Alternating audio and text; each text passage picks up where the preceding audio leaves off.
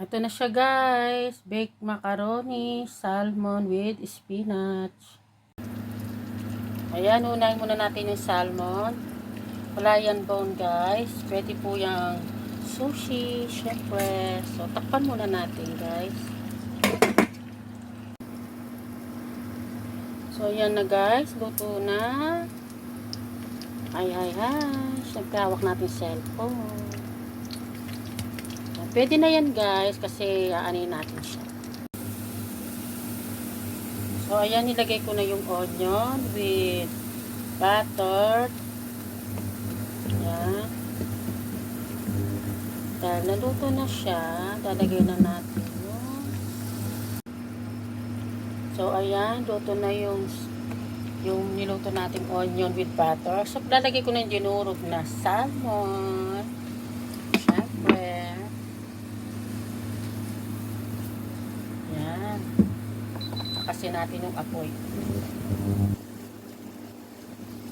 Ayan. Tapos, i-set aside natin. So, pinaglutuan ng salmon, saka yung onion, lalagyan naman natin ulit ng butter. Gagawa tayo ng creamy sauce. Yan. So, eto na yung creamy ko, nestle cream with cheese and butter, salt. Yan. Kalimutan kong i-video kanina, step by step. So, ayan, nilagyan natin ulit ng ng cheese.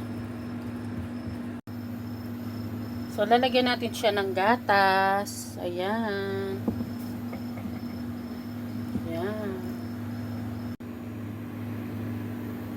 So, ayan, nahaluin natin. So, ngayon, lalagay naman natin yung salmon dito. Actually, kumuha ako ng kalahati para dun sa toppings na. Ayan. Ayan. Kalahati din ito guys. Ayan. Kasi lalagay ko rin sa itaas ko yung kalahati niya. So, pagkakulo niya, lalagay na natin dyan yung macaroni. So, ayan, nakumulo na. Lalagay naman natin yung shell macaroni. Ayan. Meron na yan mantika guys, tsaka salt. Okay. So, ayan, luto na. Siyempre, ito din, nahaluhin natin doon. Lalagay natin siya doon. Kailangan walang sabaw. Ayan.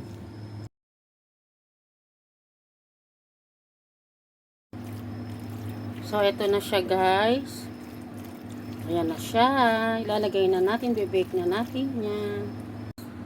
So, ito naman, pinakulo natin yung spinach. Boil muna natin. Ayan. So, yung spinach, ilalagay natin dito.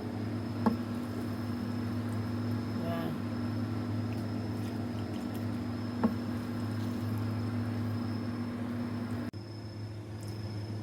So, ayan guys.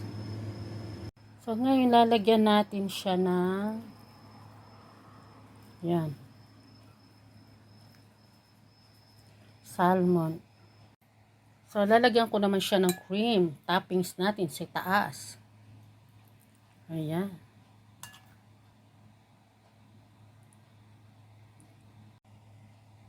So, ngayon lalagyan naman natin siya ng spinach sa taas. Ayan. So, ayan. So, lalagyan naman natin siyang toppings ng cheese. Okay. So, ngayon, i-bake na natin siya.